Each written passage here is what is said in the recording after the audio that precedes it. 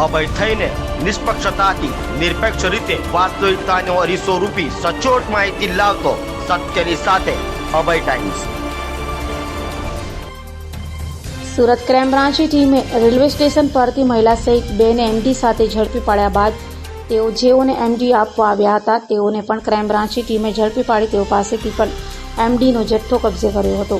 Crime બ્રાન્ચની team no drugs in Surat city અભિયાન ચલાવી રહી છે ત્યારે બાતમીના આધારે ક્રાઇમ બ્રાન્ચની ટીમે સુરત રેલવે સ્ટેશન સામે વોચ ગોઠવી ત્યાંથી મુંબઈની રાબિયાબી અબ્દુલ રઝાક શેખ તથા યુપીના સફીક ખાન બાબુ ખાન પઠાણને ઝડપી પાડી તેઓ પાસેથી 25,23,000થી વધુનો એમડી ડ્રગ્સ મળી આવ્યો હતો, જેથી પૂછપરછ કરતા તેઓએ કબૂલાત કરી હતી કે મુંબઈના અજાણ્યા ઇસમ પાસેથી એમડી લાવી સુરતના મોહસિન શેખ, સરફરાઝ, સલમાન તથા દૈસલ નાઓને આપવાના હોવાની કબૂલાત કરી હતી, જેથી પોલીસે આરોપીઓએ બતાવેલા નામોના આધારે સુરતના એમડી પેડલરો સરફરાઝ, સલમાન પટેલ, ફૈસલ અલ્લાહ રખા કચરા, યાસીન ગુલ્લા, અશફાક શેખ અને સૈયદ આસિફ બાબુને ઝડપી પડ્યા હતા। પોલીસે અન્ય આરોપીઓ પાસેથી પણ એમડી ડ્રગ્સ કબજે કર્યો હોય। આ મામલે ક્રાઇમ બ્રાન્ચ અલગ અલગ 5 ગુના નોંધી 35,46,000થી વધુનો એમડી ડ્રગ્સ ગાંજાનો જથ્થો મળી 37,37,000થી વધુની મત્તા કબજે કરી વધુ તપાસ હાથ ધરી છે। સુરત શહેરમાં નો ડ્રગ ઇન સુરત સિટી અન્વયે અને સુરતની નાગરિકોને ડ્રગ મુક્ત સુરત શહેરને રાખવા માટે સરકારશ્રી તથા માન્ય કમિશનર સાહેબ શ્રી, જેસીપી ક્રાઇમ સાહેબ વગેરેની સૂચનાઓ આધારે છેલ્લા એકાદ માસ 1.5 માસથી ક્રાઇમ બ્રાન્ચની ટીમો સતત એનડીપીએસના દૂષણને નાથવા માટે પ્રયત્ન કરતી હતી અને એનડીપીએસનું જે આખું નેટવર્ક કે બહારના રાજ્યોમાંથી એમડી ડ્રગ્સ લાવી સુરતના અલગ અલગ પેડલરોને આપવામાં આવે, એનાથી નાની નાની ચેનલો બનાવી નીચે વેચવામાં આવે, આખા એક નેટવર્કનો અભ્યાસ કરવામાં આવ્યો હતો। અને એક સાથે ગઈકાલે પોલીસ ઇન્સ્પેક્ટર SN પરમાર અને PSI મૈડાને રેલવે સ્ટેશન સૂર્યનગર એક્સપ્રેસમાંથી બપોરે જ્યારે મુંબઈથી એક રાબિયા નામની લેડી અને સફીક નામનો 2 માણસ જ્યારે મુંબઈથી આવે છે તેને બપોરે 2:30 વાગે એને પકડવા 4:30 વાગે પકડવામાં આવે છે। એમની પાસેથી 253 ગ્રામ જેટલું એમડી અંદાજિત કિંમત 25 લાખથી વધુ જેની કિંમત થાય છે આ લોકોની ધરપકડ કરવામાં આવે છે અને મુદ્દામાલ સીઝ કરવામાં આવે છે।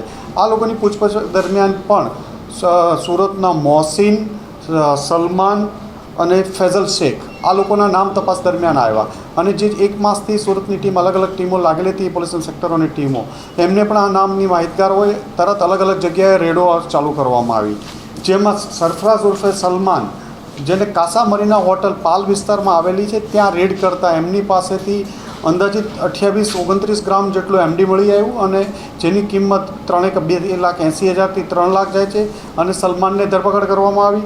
ત્યારબાદ પોલીસ ઇન્સ્પેક્ટર જૈન ગોસ્વામી અને એમની ટીમે રાંદેર વિસ્તારમાં રામા રેસિડેન્સી પાસે એક રેડ કરવામાં આવી, જેમાં આરોપી ફૈઝલ શેખ અને એની સાથે યાસીન બબુલ મુલ્લા આ બેની ધરપકડ કરવામાં આવી, જેમની પાસેથી પણ અંદાજિત 31થી 32 ગ્રામ જેટલો એમડીનો જથ્થો મળી આવ્યો।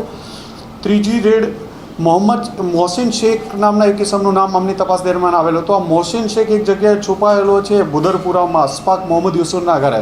એ તપાસ કરતાં મોહમ્મદ અશફાક 5મા માળેથી કૂદીને ભાગવા જતાં 4થા માળે પડ્યો અને એના પગમાં વાગતા તરત ક્રાઇમ બ્રાન્ચની ટીમે એને અઠવાલાઇન સિવિલ હોસ્પિટલ લઈ ગઈ અને ત્યાં એની સર્ચ કરતાં ડૉક્ટરોની સામે એની પાસેથી 15-20 ગ્રામ જેટલું એમડી એમની પાસેથી મળેલું, જે બાબતે અઠવા પોલીસ સ્ટેશનમાં રેડ દાખલ ગુનો કરવામાં આવ્યો। તદુપરાંત આ જ રેડો દાખતી હતી ત્યારે એક સૈયદ આસિફ ઉર્ફે બાબુ હૈદર કાળુ નામનો માણસ પણ મુદ્દામાલ લઈ રિક્ષામાં નીકળે છે નાનપુરા શ્રુતિ હોસ્પિટલ પાસેથી, જે આધારે પોલીસ ઇન્સ્પેક્ટર KI મોદી સાહેબની ટીમે રેડ કરી અને એમને પણ અંદાજિત 27થી 28 ગ્રામ 2,80,000ના મુદ્દામાલ સાથે ધરપકડ કરવામાં આવી।